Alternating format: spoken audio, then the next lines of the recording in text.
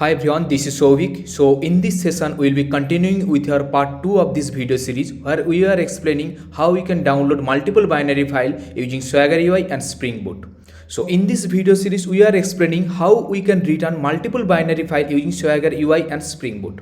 Right? So in the first part of this video, we have explained how we can return multiple binary file as well as some link, not through a file but using some links, right? So let's say for a particular customer, okay, let's say for a particular customer, okay, there are 5 documents, right? 5 documents, and out of those 5 documents we have a 3 binary file.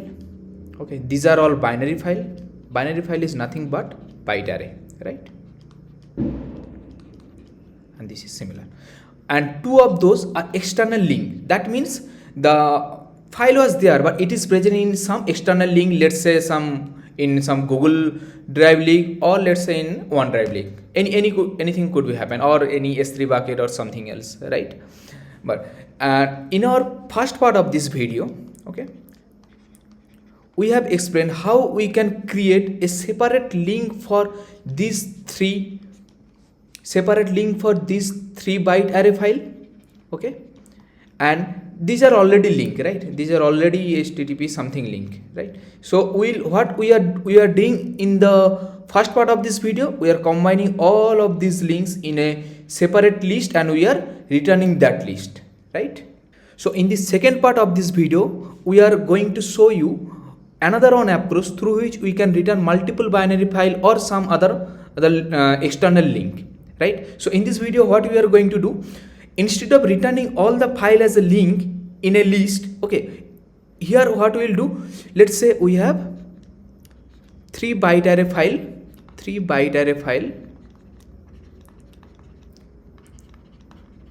and 2 link, something link, right? What we are going to do, we will put everything in a zip file. Let's say that zip file is name is nothing but download.zip,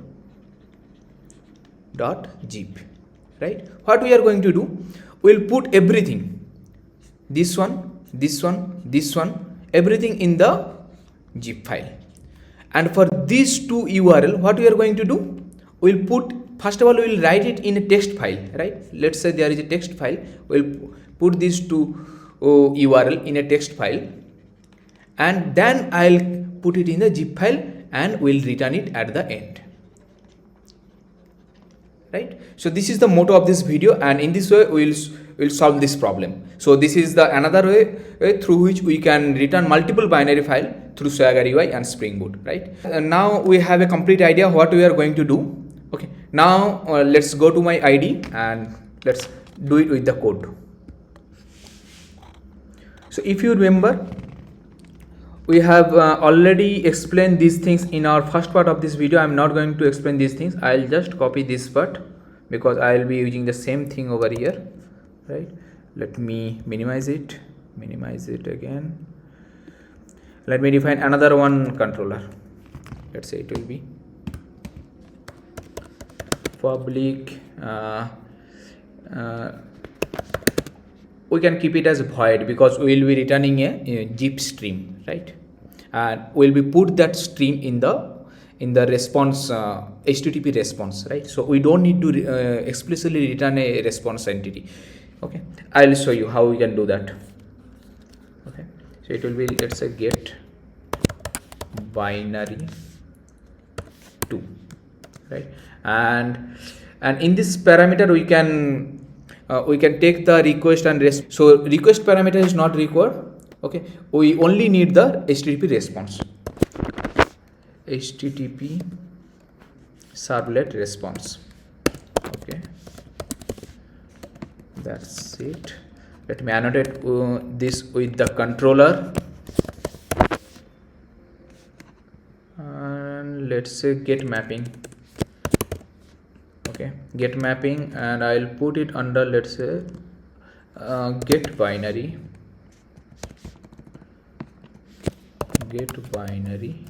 2. Okay, so earlier one is the get binary and this is get binary 2, and I'll copy those things. So the same thing, we have 3 document and the 2 URL, right? And let me put this URL in a URLs list. So let's say urls dot add s1 and urls dot add s2, right? Done. Now what we need to do, we need to create a zip stream, right? Zip output stream,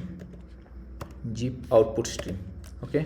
Let's say it is output stream equal to new zip output stream, and we need to pass this stream in the response parameter, okay, in the response stream. So it will be response dot get stream, get output stream, okay. So if you are not much clear with these things, okay, get output stream, add exception, okay, I need to put it as a IO exception, okay. So these are all the part of the Java input output, right?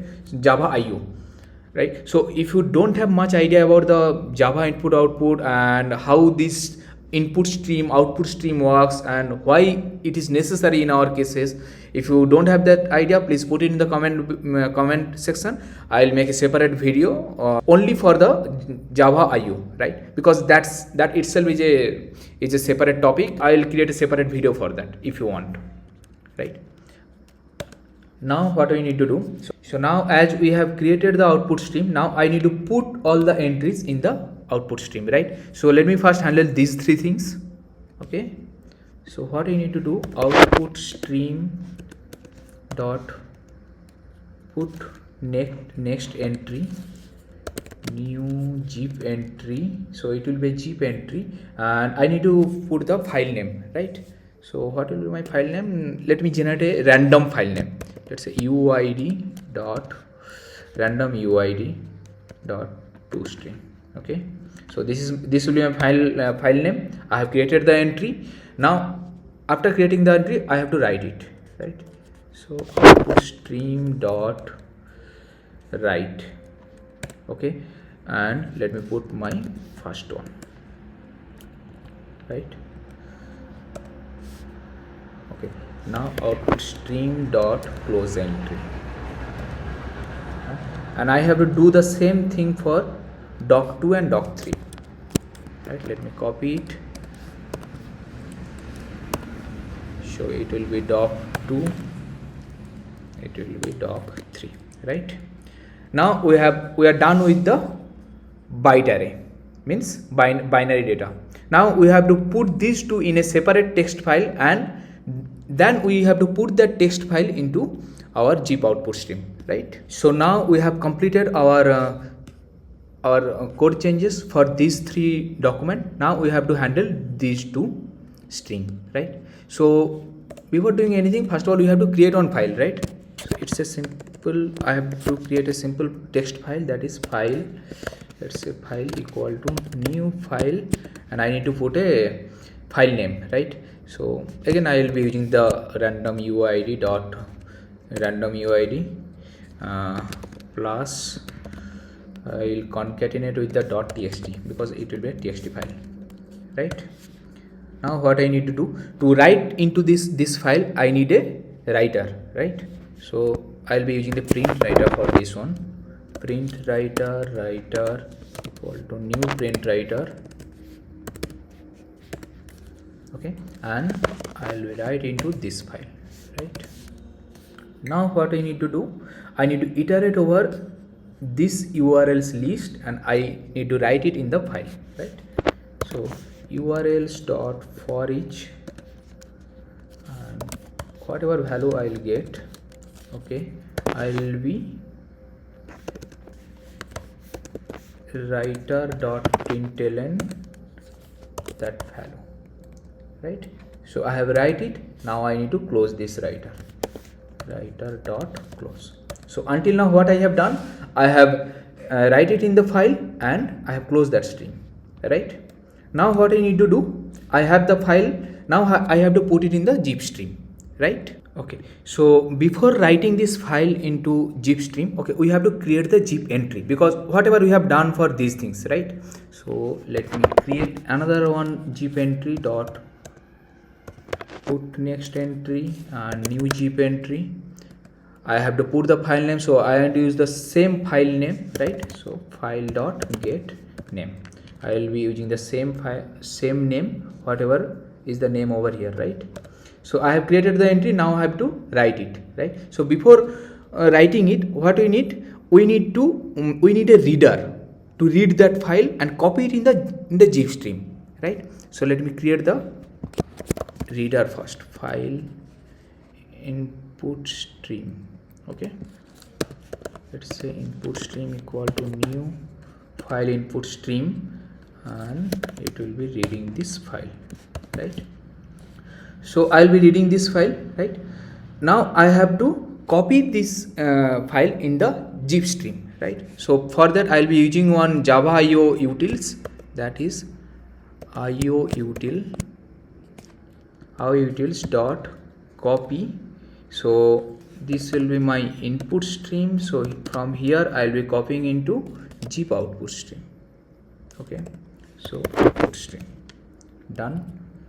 So copying is done, right? So as the copy is done, I have to close the input stream, right? And I have to close the entry as well. Dot close entry, right? So my input stream is closed, my output stream is entry has been closed. So I have created this file, so this file will be in my class path, right? So I have to delete that file as well, otherwise it will be flooded in my class path, right?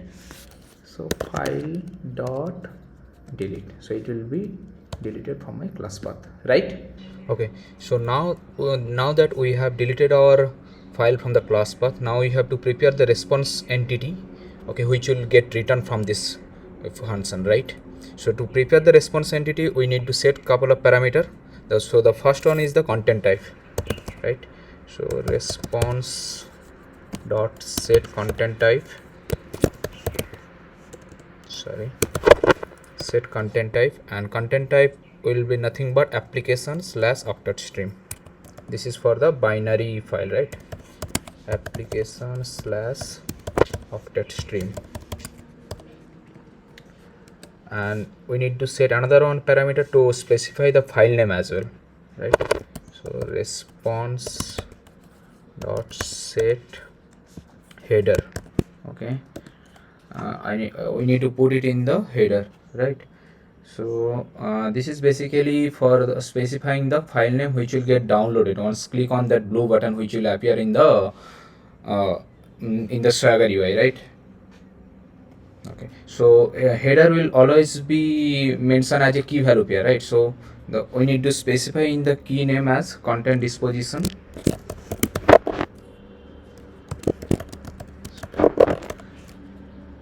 and value will be my file name, right? So it will be nothing but a attachment, right? So I need to put it in a quoted. Okay. And my file name will be, let's say anything. I will keep it as download.zip, right? Then okay, so we have set everything. Now we need to set the status code which will get written, right? So response dot set status code, status. Okay, I need to put the value. Okay, so I need to return the status code. Okay, that means 200, right? So there is already enum present, I think. Okay, http status dot okay dot value. Okay, it will return 200, right? So we have done everything. Okay, we need to finish the output stream as well. Output stream dot finish. We have completed everything. Let's run the program and see.